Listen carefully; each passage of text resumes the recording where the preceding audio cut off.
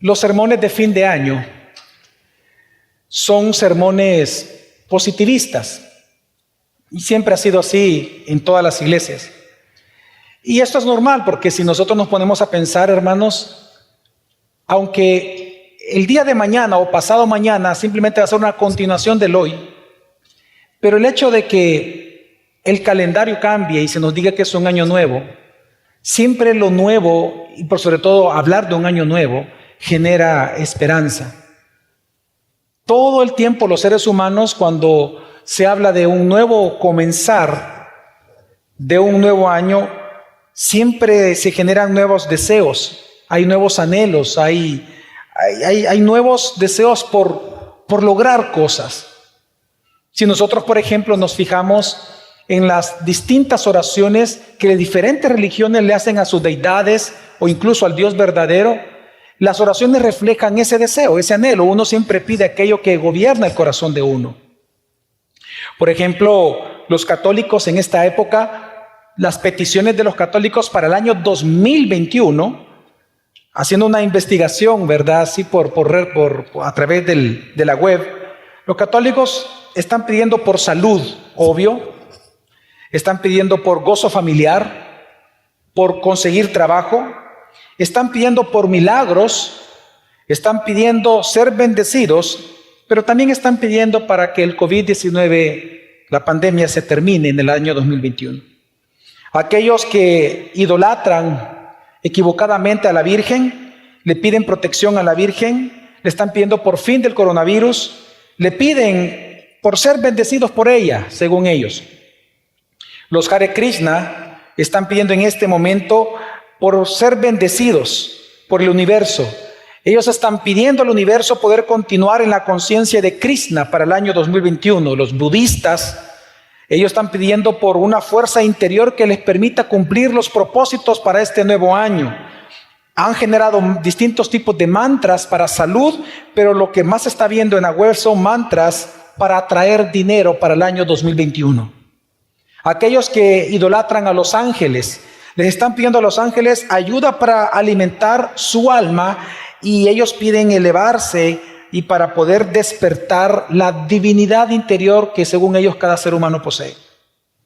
Los que están celebrando el nuevo año, según la filosofía china, que es el año del buey, en este caso el buey, ellos están pidiendo para que este año caótico y loco, año de la rata infectada, termine. Y que para el 2021 están pidiéndole al buey que sea un año de orden, de disciplina y de mucha conciencia. ¿Qué están pidiendo los evangélicos? Los evangélicos en El Salvador están pidiendo por salud en las familias, por ser bendecidos por Dios en este año 2021 y por prosperidad.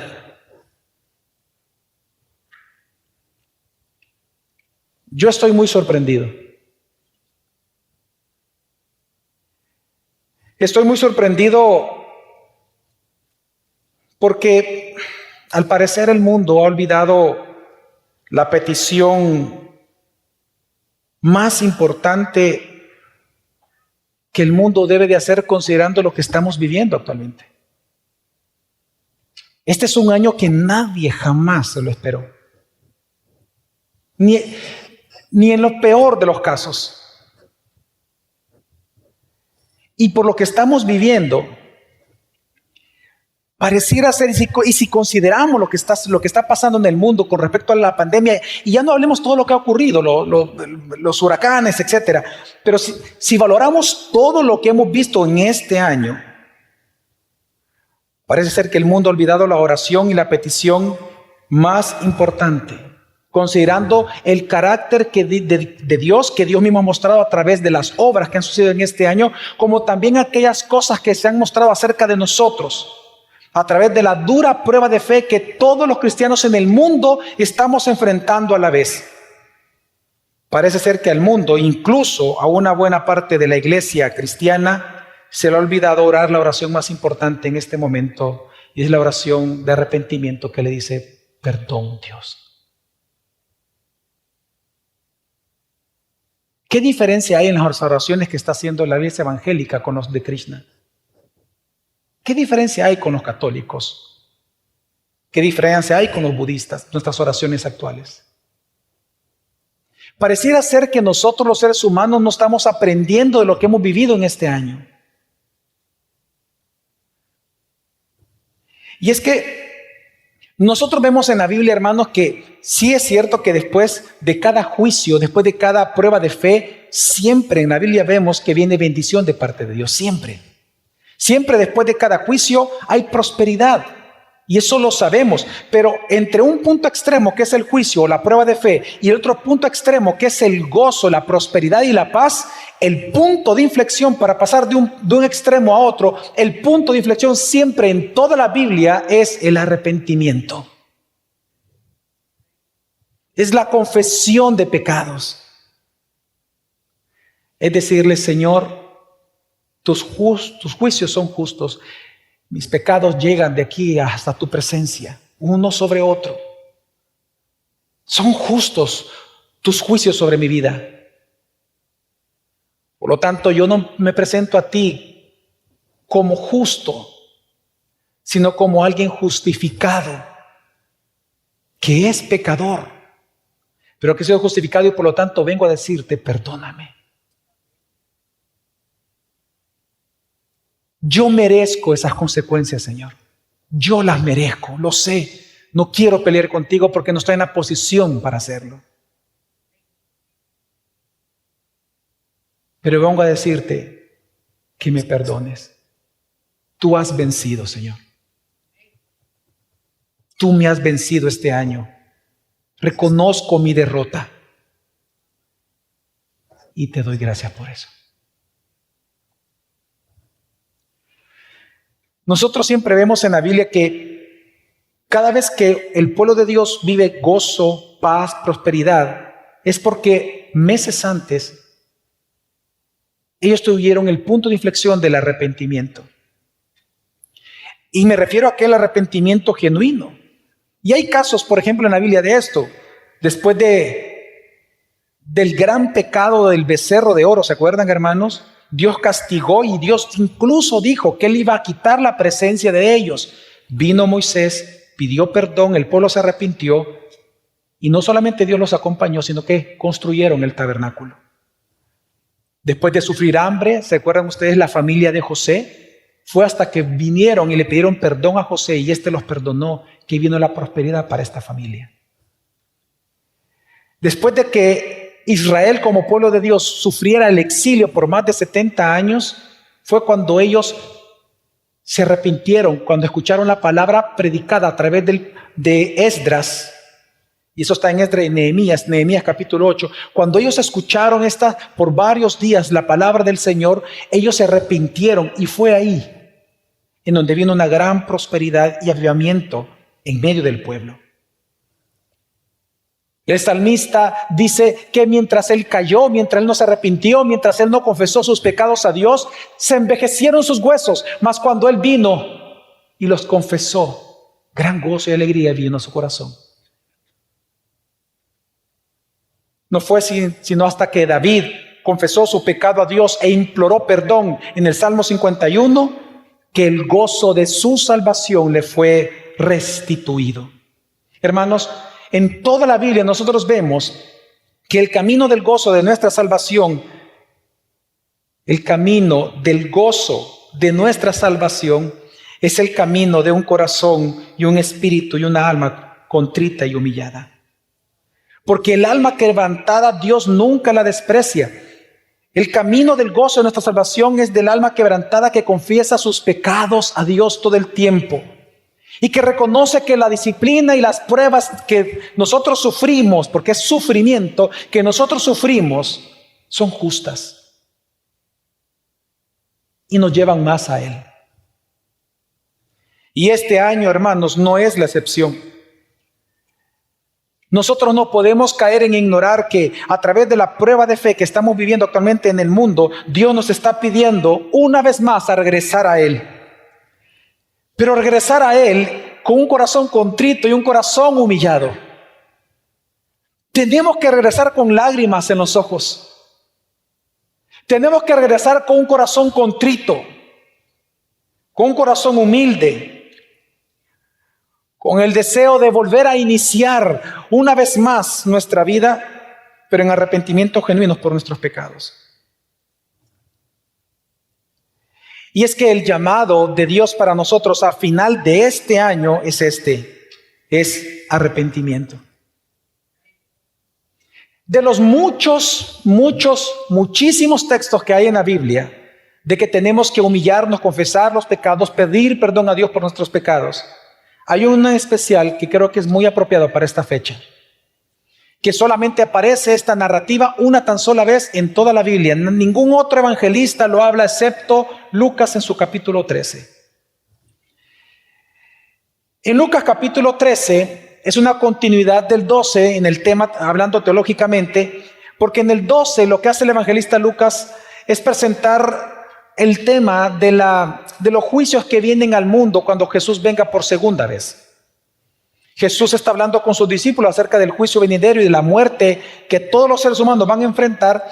Y entonces, en ese contexto de juicio venidero y que todos van a rendirle cuenta delante del Señor, entonces pasa al capítulo 13 y comienza así el versículo 1 al 5, lo voy a leer y dice: en esa misma ocasión, es decir, mientras él estaba hablando estos temas con sus discípulos, algunos le contaron acerca de los galileos cuya sangre Pilato había mezclado con la de sus sacrificios. Respondiendo Jesús les dijo: ¿pensáis que esos galileos eran más pecadores que todos los demás galileos porque sufrieron eso? Os digo que no. Al contrario, si no os arrepentís, todos pereceréis igualmente. ¿O pensáis que aquellos 18 sobre los que cayó la torre en Siloé y los mató eran más deudores que todos los hombres que habitan en Jerusalén? Os digo que no. Al contrario, si no os arrepentís, todos vosotros pereceréis igualmente. Es interesante que lo que estaba sucediendo aquí es que a Jesús le vinieron con una supuesta noticia, como que si él no la sabía, y le dicen: ¿ya te diste cuenta, Jesús, de aquellas atrocidades que acaba de cometer Pilatos? El caso que presentan al inicio es que Pilatos era el gobernador de una región que incluía Jerusalén, donde habitaban los judíos. Por lo tanto, Pilatos era el gobernador legalmente, políticamente de los judíos, y él odiaba a los judíos. Entonces él envió, no sabemos por qué, pero él envió una tropa romana a matar a estos galileos, que lo triste es que ellos llevaban sus sacrificios al templo. Y fue precisamente en la entrada del templo, es decir, alrededor del templo, que esta tropa romana vino y los mató. Y la sangre de ellos se mezcló con la sangre de los animales que para sacrificio ellos llevaban o estaban sacrificando. Es decir, fue un sacrilegio total. Y en el segundo caso era una torre de 18 personas que iban pasando por ahí, y la torre cae y los mata de repente. Obviamente le llevan estas preguntas a Jesús, porque recuerde que el judaísmo creía y cree que si una persona sufre bastante y duramente o muere de una manera trágica, es por algún pecado oculto que nunca confesó. Entonces ellos lo que estaban haciendo era justificándose delante de Jesús. El tema es el juicio, ustedes van a rendir cuentas. Y entonces le preguntan a Jesús sobre esto: ¿ya te diste cuenta de aquello? Nosotros estamos vivos, ellos están muertos. Es como que si a Jesús o usted dijera con confianza: ¿y por qué la gente que ha muerto por COVID murió si yo estoy bien? Y tal vez usted piensa que usted no murió porque tal vez usted las puede con Dios, o está muy bien con Dios, o está bendecido por Dios. Y Jesús responde: no se equivoquen. Ustedes piensan que los que murieron por COVID fueron más pecadores que ustedes. No se equivoquen. Si no se arrepienten, ustedes también van a perecer.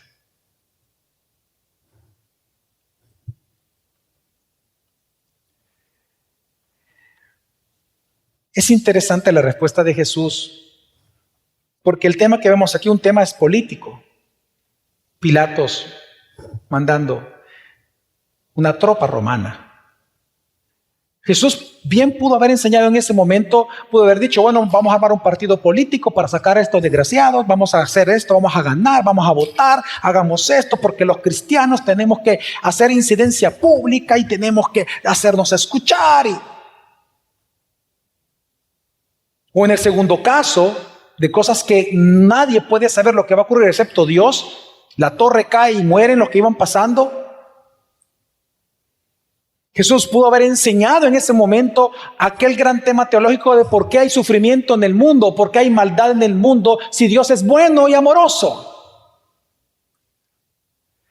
Pero Jesús no quiso explicar nada de eso. Jesús quiso llevar ante un evento como el COVID, una pandemia mundial, una enfermedad mundial, una pandemia, lo quiso llevar a la perspectiva más importante para el ser humano. Debes de arrepentirte, porque tú también puedes morir. Con esa frase Jesús enseña muchas cosas, pero obviamente por el tiempo solo quiero resaltar dos que son apropiadas para este día. Hay dos verdades que Jesús nos enseña acá. Lo primero es, hermanos, que todos los seres humanos vamos a morir, porque la muerte es la pena por el pecado. Lo que Jesús nos enseña a nosotros cuando Él dice que si no se arrepienten también ustedes van a morir, lo que Él está enseñando es que, hermano, tú y yo somos pecadores. Jesús nos está enseñando que la pregunta no debería de ser ¿por qué ellos murieron? ¿Por qué los galileos murieron? ¿O por qué la gente murió por COVID? Jesús está enseñando que la pregunta no debería ser esa. La pregunta es ¿por qué no fuiste tú quien murió en lugar de ellos? Esa es la pregunta a la cual Jesús nos quiere llevar hoy. No es por qué la gente murió. La pregunta es ¿por qué tú, siendo pecador, tú no moriste? Jesús está señalando claramente, hermanos, que todos somos pecadores. Y porque somos pecadores, el sufrimiento humano es inevitable. Y mira qué terrible esto. Compáralo con la teología de la prosperidad que es muy fuerte en El Salvador. Solo fíjate las oraciones que estamos haciendo en las iglesias todo el tiempo. Solo prosperidad, prosperidad. Bendícenos, bendícenos. Resulta, mira, Jesús nos está enseñando que el sufrimiento es inevitable en el ser humano porque el ser humano es pecador. Pero la teología de la prosperidad te dice que el sufrimiento es evitable si le das mucho dinero a Dios. Si haces pactos con Dios. Y por eso el ser humano está envuelto de orarle a sus deidades todo el tiempo, cosas que le eviten el sufrimiento. Pero si estamos en sufrimiento, más que pedirle que cese es pedirle perdón. Y ese es el punto que Dios los lleva. Y esa es la segunda verdad que Jesús nos enseña con esta respuesta. Que debemos de arrepentirnos y reconciliarnos con Dios. Porque el contexto enseña, como les mencionaba, que el judaísmo perdió de vista su pecaminosidad. Por lo tanto, cuando una persona pierde de vista su propia pecaminosidad, pierde la necesidad de arrepentirse cada día, la necesidad de confesar sus pecados diariamente. Y esto está sucediendo hoy. Y esto sucede, hermanos.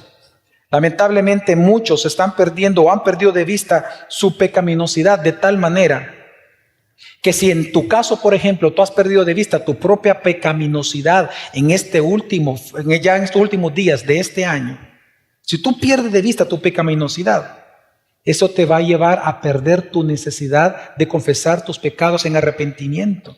Y por lo tanto vas a caer en creer que porque te va bien, que porque has llegado a final de año, porque tienes vida, como no moriste como los otros, entonces significa que no eres tan pecador como aquellos que sí murieron. Y cuando tú pierdes el sentido del arrepentimiento, hermano, tú vas a perderlo todo. Porque no solamente vas a perder tu comunión con Dios por los pecados cometidos que no quieres confesar, sino que al final las consecuencias de tu pecado van a llevar a que pierdas todo. Tu familia, tu trabajo, tus posesiones, todo. Y yo no voy a negar que a mí me da la impresión que la iglesia salvadoreña ha perdido esa necesidad de arrepentimiento. Solo basta con escuchar lo que se está predicando en un tiempo de pandemia, de disciplina de parte de Dios para su iglesia. Solo es con escuchar los sermones o con escuchar las oraciones para darnos cuenta que muy probablemente la iglesia salvadoreña ha perdido la necesidad de arrepentirse. Es una iglesia comprometida, es decir, que está en peligro porque ha concesionado sus principios por estar comprometida con el mundo. Y al perder el sentido de arrepentimiento, la iglesia lo que pierde entonces es el rumbo de su adoración, de su vida y de su misión. Por lo tanto, hermanos, la prueba de fe de este año, tenemos que entender, hermanos, que es para que regresemos a Dios con un corazón contrito y humillado por nuestros pecados. Hermanos míos de Iglesia Gracia sobre Gracia, mira, claramente Dios quiere prosperarte. Tú nunca debes de dudar de eso. Claramente Dios quiere paz para tu vida. ¿Quién duda de eso? ¿Qué cristiano va a dudar de que Dios quiere gozo para tu vida? Cuando lo primero que Él predicó en su ministerio terrenal, Jesucristo, fue bienaventurados. ¿Quién puede dudar de que Dios quiere tu felicidad, tu prosperidad, tu gozo? Tú no puedes dudar de eso. Claro que Dios quiere eso. Dios quiere reformar tu vida. Dios quiere renovar tu vida. Después de esto, claramente Dios quiere un nuevo comenzar. Pero tienes que entender que eso no va a suceder sin el paso previo del arrepentimiento. De que confieses tu pecado. No hay avivamiento en la Biblia y en la historia de la iglesia que no venga sin arrepentimiento.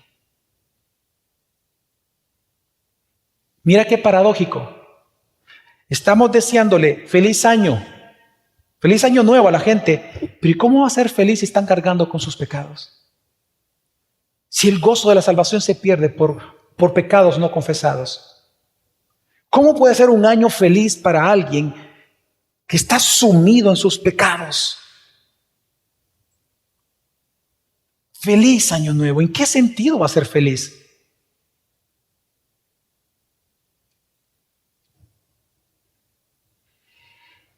Es que el paso previo es ese. Si no recordemos la misma palabra de Jesús en el Sermón del Monte que le cité, Mateo 5:4 dice, bienaventurado, es decir, muy felices, bendecidos, bienaventurados los que lloran, pues ellos serán consolados. Y no solamente el texto está hablando de un llorar físico por un sufrimiento humano, sino que está hablando de aquellos que lloran por sus propios pecados, que serán consolados con el gozo de su salvación una vez más. Ahora, ¿cómo se logra esto? Hermanos, recordemos lo que es el arrepentimiento. En primer lugar, recordemos eso es básico, ¿no? Hermanos, el arrepentimiento, su concepto más básico, es un cambio de mentalidad, es decir, es un cambio de parecer. Eso significa la palabra arrepentimiento. En su concepto más básico, un cambio de parecer. Pero no es un cambio meramente intelectual. No nos confundamos. No es un cambio de parecer meramente intelectual, sino que es un cambio de parecer respecto a nuestra conducta y comportamiento moral. Es decir, que el arrepentimiento involucra nuestros sentimientos, involucra aquel sentir de contrición, aquel dolor por haber pecado y aquel odio por el pecado que hemos cometido.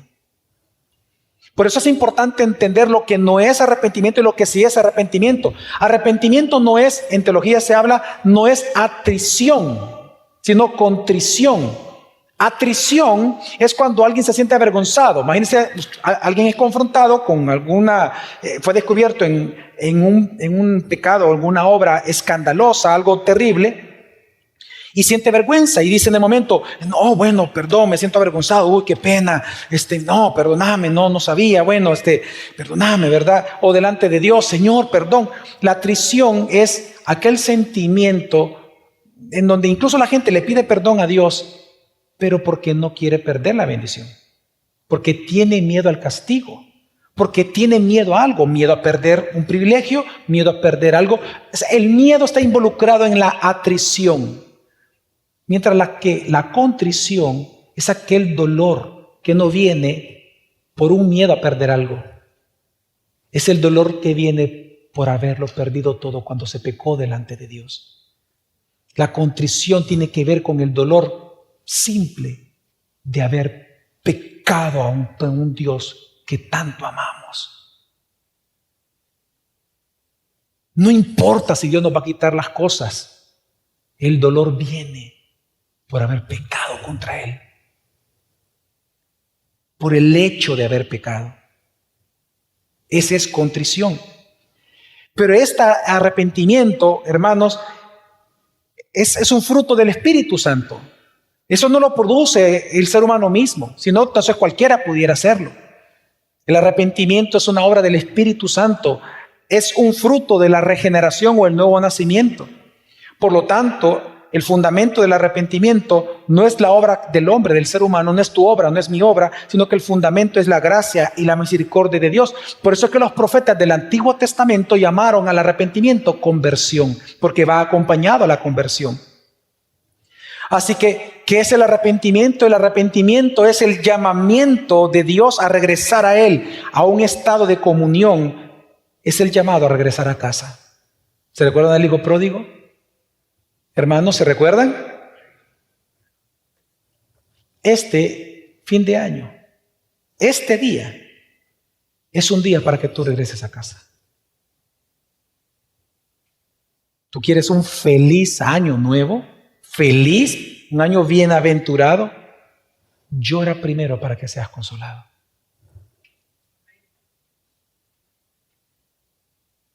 Pero si tú pasas el nuevo año riendo, ciertamente vas a llorar.